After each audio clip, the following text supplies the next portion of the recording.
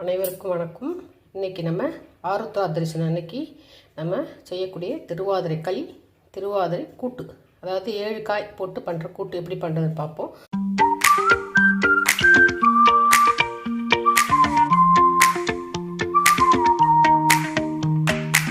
ரொம்ப சிம்பிளாக பண்ணிடலாங்க. உங்களுக்கு அது முறை என்னென்ன தேவைன்னு சொல்கிறேன். முதல் திருவாதிரை களிக்கு பார்ப்போம். அதுக்கு ஒரு டம்ளர் பச்சரிசி எடுத்துக்கோங்க. அப்புறம் அதில் நீங்கள் 1/4 டம்ளரு பாசிப்பருப்பு, 1/4 டம்ளரு கடலைப்பருப்பு அப்படி எடுத்துக்கோங்க. அப்புறம் 1 கப்பு பச்சரிசிக்கு நம்ம 2 கப்பு மண்டை வெல்லம் எடுத்துக்கணும். 1 கப்புக்கு 2 கப்பு மண்டை வெல்லம். இவ்வளோதாங்க திருவாதிரை களிக்கு ரேஷியோ. நம்ம இது என்ன பண்ணணும், பச்சரிசியும் இந்த கடலைப்பருப்பு பாசிப்பருப்பு ரெண்டுத்தையும் சேர்த்து லைட்டாக வடை சட்டியில் வதக்கிக்கணும். கொஞ்சம் சிவப்பாக வரலாம் வதக்கணும். வதக்கினதுக்கப்புறம் மிக்சியில் போட்டு நல்லா நம்ம ரவை மாதிரி குருணையாக மிக்சியில் அடிச்சுட்டு அதுக்கப்புறம் நம்ம என்ன பண்ணணும், இந்த மண்டை வெல்லத்தை நம்ம தண்ணியில் கரைச்சிட்டு நம்ம இந்த களியை கிண்ட ஆரம்பிப்போம். இப்போ நம்ம லைட்டாக வறுத்துட்டு நம்ம மிக்சியில் போட்டு அடிச்சுட்டு அதுக்கு நம்ம பண்ண வேண்டிய ப்ரொசீஜரை பண்ணுவோம். அடுத்து இப்போது நெக்ஸ்ட்டு காய் 7 காய் கூட்டு உங்களுக்கு என்ன காய் விருப்பமோ, என்ன காய் பசங்களுக்கு பிடிக்குமோ அந்த மாதிரி காயை 7 காய் எடுத்துக்கோங்க. எதுவாக இருந்தாலும் சரி, அந்த மாதிரி விருப்பமான காய் 7 காய் எடுத்து பொடியாக நறுக்கி வச்சு உப்பு போட்டு மஞ்சத்தூள் போட்டு நம்ம வச்சுருக்கேன் நான். இதை நம்ம வேக வச்சுக்கணும். வெந்துக்கிட்டு இருக்கும்போது நம்ம என்ன பண்ணணும், கொஞ்சம் துவரம்பருப்பு, கடலைப்பருப்பு, உளுத்தம்பருப்பு, காஞ்ச மிளகா இதை நம்ம லைட்டாக வறுத்து மிக்சியில் அடிச்சுட்டு என்ன பண்ணணும், அதை நம்ம ட்ரையாக கூட வேணாம், தண்ணி போட்டு அடிச்சுட்டு கூட நம்ம கொஞ்சம் தண்ணியை கூட நம்ம இந்த வெந்துக்கிற காயில் கலந்து நம்ம இறக்கலாம். இது தாளிக்கிறதுக்கு கடலைப்பருப்பு, இது கடுகு உளுத்தம்பருப்பு, காஞ்ச மிளகா.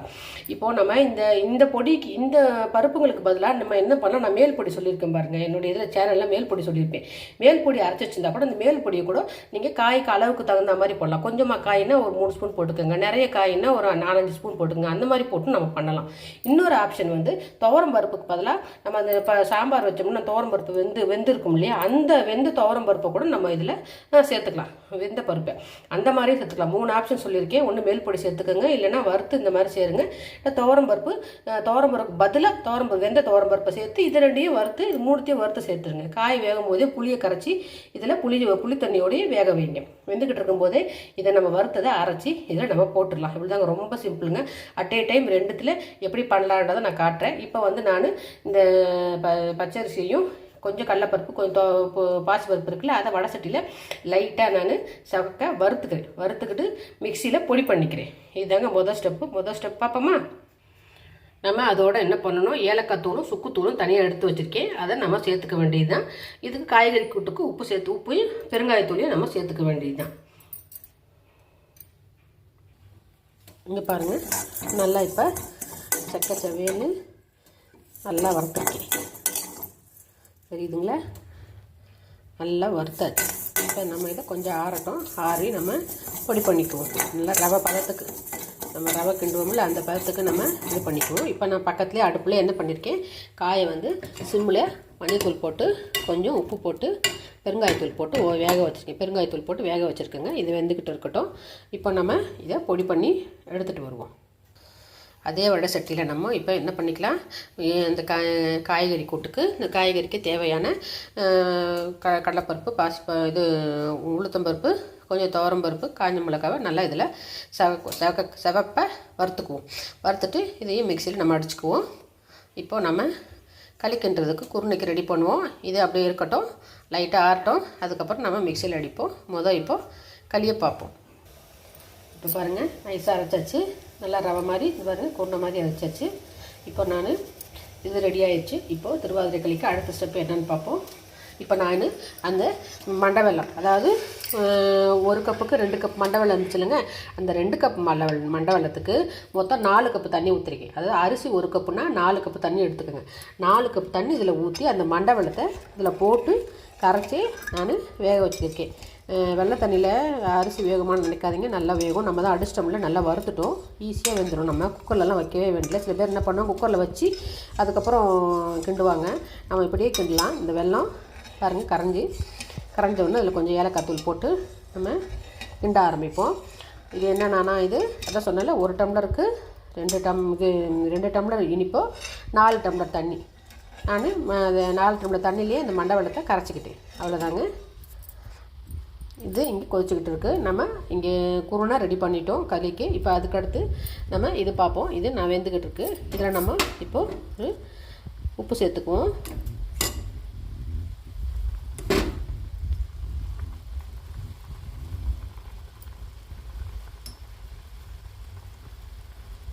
நான் கொஞ்சமாக தான் எடுத்திருக்கேன் காய், அதனால் எனக்கு கொஞ்சமாக உப்பு போதும். அதுக்கப்புறம் அதில் கொஞ்சம் பெருங்காயத்தூள் சேர்த்துக்கோங்க. பெருங்காயத்தூள் அவ்வளோதாங்க. இதனுடைய புளித்தண்ணியும் ஊற்றியாச்சு. புளித்தண்ணி ஊற்றி தான் வேக வச்சுக்கிட்டு இருக்கு. ஸோ புளித்தண்ணி, பெருங்காயத்தூள், உப்பு எல்லாம் இதுக்கு போட்டாச்சு. இது நம்ம இனி வறுத்து அரைச்சி வச்சதை தான் இதில் நம்ம போட்டு தாளிக்கணும். அவ்வளோதாங்க இது.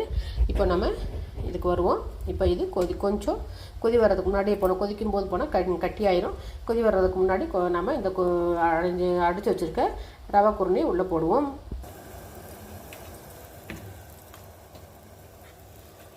இங்கே அப்படியே கொட்டிட்டு கிண்டிக்கிட்டே இருக்க வேண்டியதாங்க. கட்டி இல்லாமல் நம்ம கிண்டிக்கிட்டே இருந்தோம்னா சிம்மிலே அழகாக வெந்துடும்.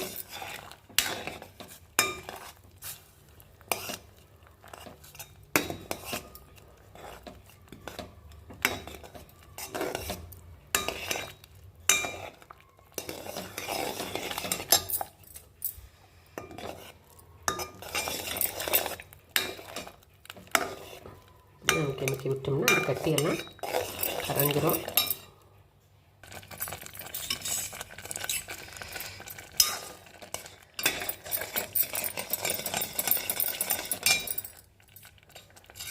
நல்லா கட்டி இல்லாமல் கரெக்டாச்சு. சிம்மில் பாட்டுக்கு வெந்துட்டு இருக்கட்டும். நம்ம இப்போ களிக்கு தேவையானதை ஆச்சு. இந்த மாதிரி இதில் கடைசியில் ஏலக்காய் போட்டு நெய் போட்டு முந்திரி பருப்பு தாளித்து ஊற்ற வேண்டியதாக கொஞ்சம் நேரம் வேகட்டும் சிம்மிலேயே. இப்போ நம்ம காய்கறி ஏலக்காய் கூட்டுக்கு நம்ம எல்லாம் அதை வறுத்து வச்சுட்டோம். இப்போ அதோட என்ன பண்ணோம், ஒரு 1/4 முடி தேங்காய் திருவி அரைக்கணுங்க. தேங்காய் திருவி வச்சது நல்லா டேஸ்ட்டாக இருக்கும். இப்போ அது மிக்சியில் தேங்காய் திருவி அரைச்சி எடுத்துகிட்டு வந்து இப்போது இந்த காய்கறியிலே ஊற்றுவோம். இது சிம்மிலே வெந்துக்கிட்டு இருக்கட்டும். இப்போ பாருங்கள், நல்லா வறுத்து எடுத்துக்கிட்டோம் காய்கறிக்கு. இப்போ அதோட தேங்காய் சில்லு, அதாவது ஒரு 1/4 முடி காய்க்கு தகுந்த மாதிரி போட்டுருங்க. நிறைய காய்னா 1/2 முடி. எனக்கு காய் இன்னைக்கு கொஞ்சம் கம்மியாக தான் எனக்கு அதனால் 1/4 முடி தேங்காய் மட்டும் ஒரு 5-6 செல்லு மட்டும் எடுத்திருக்கேன். இது மிக்சியில் போட்டு நல்லா கொஞ்சம் தண்ணி ஊற்றி சட்னி அரைக்கிற மாதிரி அரைச்சிடலாம். ஒன்றும் பிரச்சனை இல்லை.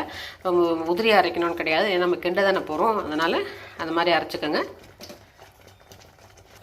இப்போ பாருங்கள், நம்ம காய்கறிக்கு அரைச்சாச்சு. நல்லா தண்ணியாகவே அரைச்சாச்சு விழுது. இதை அப்படியே நம்ம காய்கறியில் கொட்ட வேண்டியதாங்க. பாருங்க, காய்கறியில் கொட்டி நம்ம கிண்டி வேண்டாம். இது எல்லாம் உப்பு போட்டுட்டோம், மஞ்சத்தூள் போட்டுட்டோம், பெருங்காயத்தூளும் போட்டுட்டோம், புளி தண்ணியும் எல்லாம் இதுவாச்சு. நம்ம இதை போட்டு கிண்டி தாளித்து இறக்க வேண்டியதானுங்க. இப்போது களி இங்கே ரெடி ஆகிட்டு இருக்குது. இதுக்கு நம்ம கொஞ்சம் பெருங்காயத்தூள் போடுவோம். பெருங்காயத்தூள் போட்டுட்டு கொஞ்சம் சுக்குப்பொடி போடுவோம். போட்டுட்டு இப்போ நம்ம இதை வந்து நெய் விட்டு முந்திரி பருப்பு இதை போட்டு கிஸ்மிஸ் பழம் போட்டு தாளித்து ஊற்றுவாங்க. அவ்வளோதாங்க. இப்போ இது ரெடி ஆகிக்கிட்டு இருக்குது. இதுக்கு கடுகு உளுத்தம் பருப்பு தாளித்து ஊற்றிடுவாங்க. பாருங்க, திருவாதிரை களி ரெடி ஆகிடுச்சு. இப்போ நம்ம அதை தாளித்து வைக்கிறத அதில் போடுவோம்.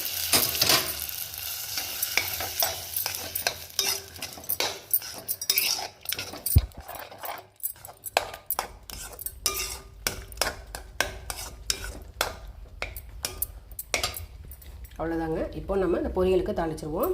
கூட்டுக்கு தாளிச்சிருவோம். இப்போ பாருங்க, நம்ம கூட்டுக்கும் தாளித்து கடுகு உளுத்தம் பருப்பு போட்டாச்சு. அவ்வளோதாங்க. கூட்டு ரெடி ஆகிடுச்சு, வெந்துடுச்சு. களியும் நமக்கு ரெடி ஆகிடுச்சு. அவ்வளோதாங்க. திருவாதிரை களி ஈஸியாக பண்ணிடலாம். கூட்டும் பண்ணிடலாங்க. நல்லா பண்ணி ஆருத்ரா தரிசனம் நல்லா கும்பிடுங்க.